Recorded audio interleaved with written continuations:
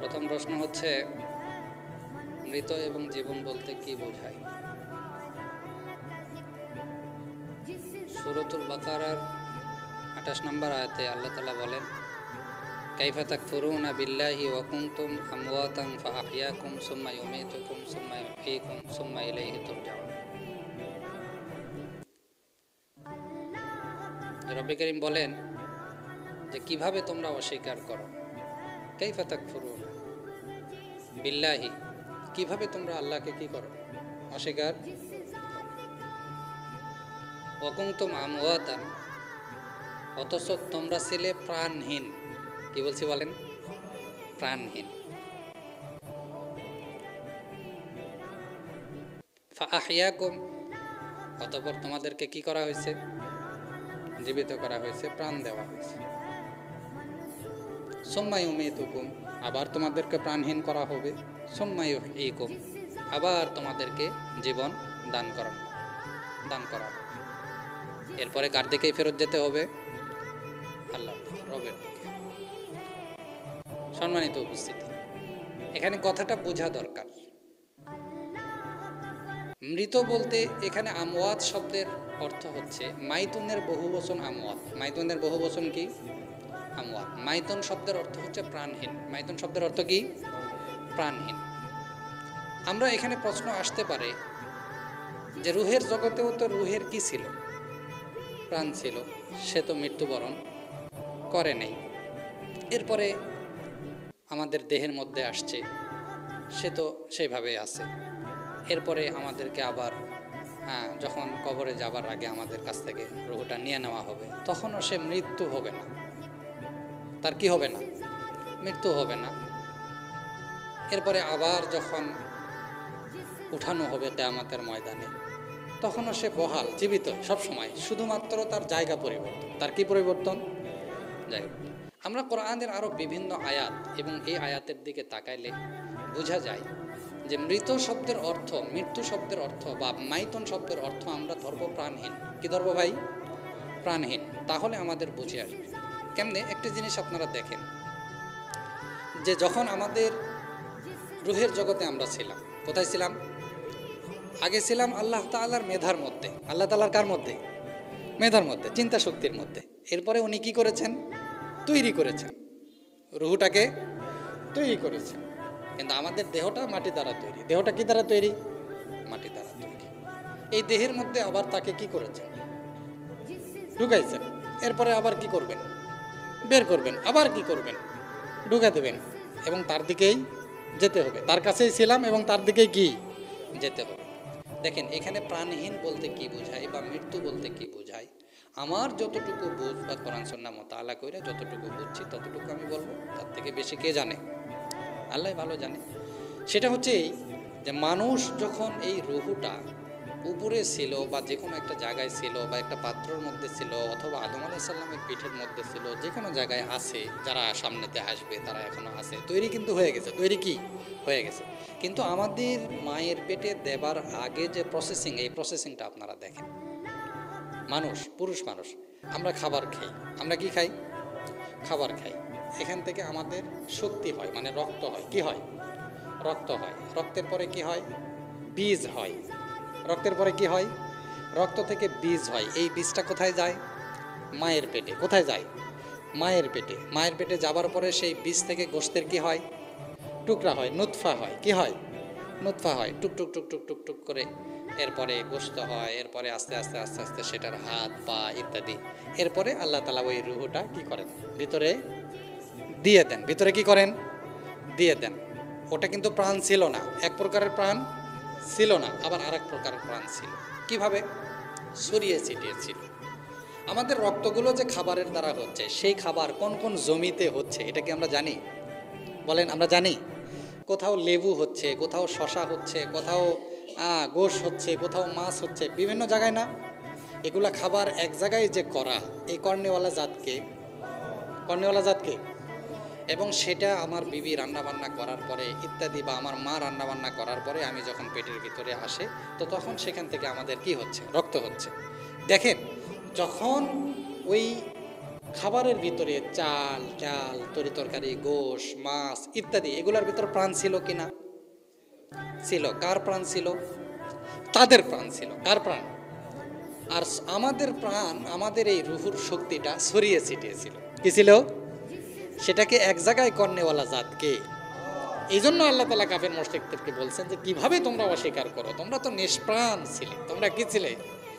নিষ্প্রাণ ছিলে। কোন অর্থে বলেছেন? যে অর্থে যে সমস্ত তোমাদের প্রাণের যে শক্তিগুলো, এই শক্তিগুলো বিভিন্ন জায়গায় ছড়িয়ে ছিটিয়ে ছিল জমিনের মধ্যে, সেগুলোকে খাবারের মধ্যে আমি আল্লাহ নিয়ে এসেছি। সেখান থেকে তোমার বাবার রক্তের মধ্যে আসছে, তোমার বাবার রক্ত থেকে তোমার বাবার পিঠে একটি বীজ আকারে তৈরি হয়েছে, সেখান থেকে তোমার মায়ের পেটে আমি নিয়ে গেছি, সেখান থেকে তোমার মায়ের পেট থেকেও আমি কি করেছি, নুতফা থেকে গোশতের টুকরা আস্তে আস্তে আস্তে আস্তে। আমরা আরও চিন্তা করলে দেখা যায় হাত পা যতই হোক না কেন, রুহু দেবার আগে যদি কোনো বাচ্চা মৃত হয়ে বের হয়, সে বাচ্চার কি নাই? জানাজা নাই। কিন্তু যে বাচ্চাকে রুহু দেওয়া হয়েছে, যেই বাচ্চাকে রুহু দেওয়া হয়েছে, সেই বাচ্চা মৃত হয়ে মারা গেলে তার কি হয়? জানাজা হয়। সেই ক্ষেত্রে আমরা যতক্ষণ পর্যন্ত প্রাণটা রুহুটা না দেওয়া হচ্ছে, ততক্ষণ পর্যন্ত ওই দেহটা প্রাণহীন কিনা। এই জন্য আল্লাহ তাআলা বলছেন কাইফা তাকফুরুনা বিল্লাহি ওয়া কুনতুম আমওয়াতান, অকুনতুম আমওয়াতান। এই অর্থে বলেছেন তোমরা তো প্রাণহীন ছিলে। তোমরা তো কি ছিলে? কোন প্রাণহীন? ওই রুহুটা দেওয়ার প্রাণহীন। ওই রুহুটা কি? দেওয়ার প্রাণ। রক্তের ভিতরে তো প্রাণ থাকেই, বীজের মধ্যেও কিন্তু প্রাণ থাকে, কিন্তু রুহু ছিল না, ওই বীজের প্রাণ ছিল। ওই বীজের কি ছিল? আপনি যে খাদ্য খায়া, আপনার বাবা যে খাদ্য খায়া যে রক্তটা তৈরি হয়েছে, এই রক্তের ভিতরে প্রাণ ছিল, ওই খাদ্যের মধ্যে প্রাণ ছিল, কিন্তু রুহু ছিল? আপনার আমার রুহু কিন্তু ছিল না, কিন্তু ওই খাদ্যর প্রাণ ছিল কিনা? ওই খাদ্যর প্রাণ ছিল। আমরা মরা খাবার খাই না, মরা খাবার খাই না, পচা খাবার খাই না, আমরা তরুতাজা খাবার খাই কিনা? তরুতাজা খাবারগুলো খাই। এই খাবারের মধ্যে খাবারের প্রাণ ছিল, কিন্তু আপনার রুহু ছিল না, আমার রুহু কি ছিল না। সেখান থেকে এখানে কি করা হয়েছে? যে মানে দেওয়া হয়েছে। তাহলে আমওয়াত এটা হচ্ছে মাইতুনের বহু বচন। মাইতুনের কি?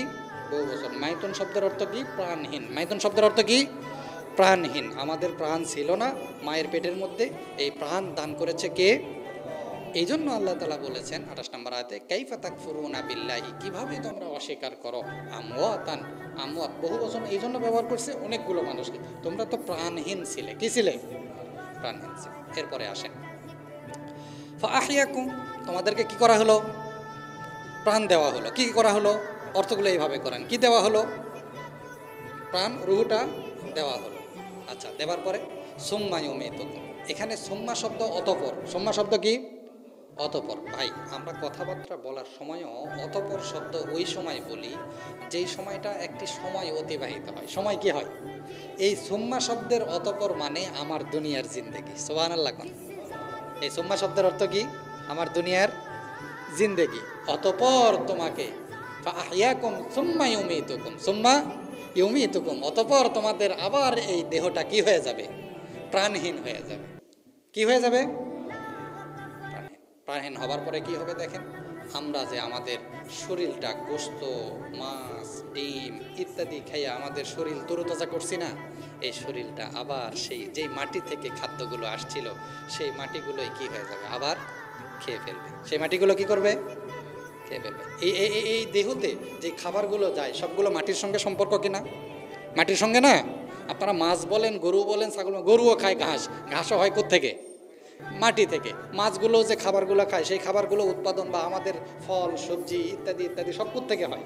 মাটি থেকে হয়। আমাদের দেহটাও কি দিয়ে তৈরি? ভাই কি দিয়ে তৈরি? মাটি। যতই তেল লাগান, যতই শ্যাম্পু দেন, যত কিছু করেন, যত বিদেশি ফেস ওয়াশ ব্যবহার করেন না কেন, দেখেন কিসের তৈরি? মাটির তৈরি।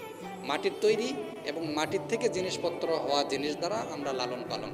আবার যেই প্রাণটা আল্লাহ তাআলার পক্ষ থেকে আসছে, সেই প্রাণ। এখন প্রাণ নিয়ে বিষয়, যে প্রাণটা কে দিল, কোত্থেকে দিল, ভাই এ সম্পর্কে আল্লাহ রাসূলকেও জিজ্ঞাসা করা হয়েছে। ইয়াসআলুনাকা আনির রূহ, ইয়াসআলুনাকা আনির রূহ। হে নবী, আপনাকে রূহ সম্পর্কে জিজ্ঞাসা করা হবে, আপনি বলে দেন কুলির রূহু মিন আমরি রব্বি, যে রূহটা দেওয়া হয়, যে প্রাণটা দেওয়া হয়, এটা কার হুকুম? আল্লাহ। তার হুকুমে আমাদের মায়ের পেটের মধ্যে দিছে। আমরা মায়ের পেটের মধ্যে প্রাণহীন ছিলাম। কি ছিলাম? প্রাণহীন ছিলাম। মানে আমার মায়ের নারীর সঙ্গে নারী লাগাই দেওয়ার পরে আমি তো লড়াচড়া করতামই, গোশত তো বড় হচ্ছেই, কিন্তু ওই রুহু দেওয়ার প্রাণহীন ছিলাম। রুহু দেওয়ার কি ছিলাম? প্রাণহীন ছিলাম। আমার রুহুটা দিছে, চলাচলের সুযোগ দিছে, এরকমভাবে দুনিয়ার জিন্দেগি দিছে। সুম্মা দ্বারা অতপর, অর্থাৎ দুনিয়ার যার যতটুকু জিন্দেগি তারপর, দুনিয়ার যার যতটুকু জিন্দেগি তারপর আহিয়াকুম সুম্মা ইউমিতুকুম, আবার তোমাদের প্রাণ কি করা হবে? কেড়ে নেওয়া, আবার প্রাণহীন করে দেওয়া হবে। আর তোমাদের দেহটা যেই রক্ত মাংস তৈরি হলো এই খাবার দ্বারা, সেটা কবর খেয়ে ফেলবে। রাসূল সাল্লাল্লাহু আলাইহি ওয়াসাল্লাম ব্যতীত যতগুলো কবর পৃথিবীতে আছে সমস্ত কবর খুললে কি লাশ পাওয়া যায়? যায়? যায় না। সবগুলো কি হয়ে যায়? আবার মিশে যায়। দেখেন, আগেও আপনার শরীরের যেই সমস্ত অঙ্গ প্রত্যঙ্গগুলো তৈরি হবে, বাবার রক্ত, বাবার বীজ, সেগুলার খাবারও বিভিন্ন জায়গায় ছিল কিনা? আবার মৃত্যুর পরে আমাদের গোস্ত টুকরা, হাড্ডি ইত্যাদি ইত্যাদি সবগুলা বিভিন্ন জায়গায় যায় কিনা? কেউ পুইরা যায়, কেউ কি হয় ছিন্ন বিচ্ছিন্ন হয়ে যায়, হয় না এরকম? আবার কারো কারো সব গোলা পোচা সব শেষ হয়ে যায়। আল্লাহ তাআলা বলছেন সুম্মা ইউহয়িকুম, অতঃপর, কোন অতঃপর? কবরের জিন্দেগির যে অতঃপর আছে, যে জিন্দেগিটা এরপর। সুবহানাল্লাহ। এই সুম্মা মানে অতঃপর। এই অতঃপর কোনটা? যে জিন্দেগিটা মাঝখানে কেটে গেল, এটা ইল্লিন অথবা সিজ্জিন, যেরকম সেরকম। রাসূল সাল্লাল্লাহু আলাইহি ওয়াসাল্লাম বলছে যে হাদিস আছে, এখানে আযাব আছে, এখানে আছে, বাস যেরকম সেরকম, যেরকম একটি জগৎ। দেহ নাই, নাই, মাটি খেয়ে ফেলছে, কিন্তু রুহুটা যেখানে থাকা দরকার সেখানে আছেন, সেখানে একটা জিন্দেগি। এরপরে সুম্মা ইউহয়িকুম, সুম্মা অতঃপর তোমাদেরকে জীবিত করা হবে। এরপরে কার দিকে ফেরত যাবেন? ভাই আমার যতটুকু মোতালা, আমার জানা এতটুকু, আল্লাহ ভালো জানেন। আল্লাহ কি জানেন? ভালো জানেন।